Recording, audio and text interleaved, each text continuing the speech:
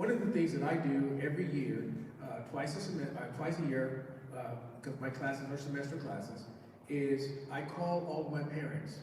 I tell the kids the first day, hey, I'm going to call your parents this weekend and I'm going to brag on you.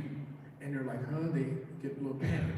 And so I call their parents, introduce myself, and tell them that I'm bragging on your son or daughter. They currently have an A, and I make sure that they have an A in class because the work, you only got like a day or two. So they got an A, and I say, your son or daughter has an A in class, and I anticipate that they'll continue to do A work. One of the problems that I have is that I hear parents say, you're the first teacher that's ever called and said something positive about my child. I'm teaching sophomores. There should have been at least 10 other teachers, 9 other teachers that have said something, but that's a different story. And so as I tell these parents that does several things. One, it gives me rapport with the kids in such a way that they know that I'm going to be, I can call their parents and brag on them. And then they realize, hey, you know what? He can call on my parents and talk about it, do something wrong. I bet I have the least discipline issues in my class as a teacher.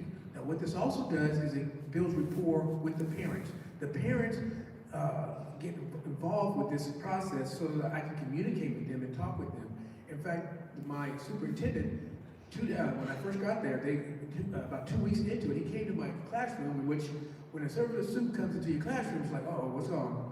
And he says, I just want to tell you what kind of impact you have had on our community.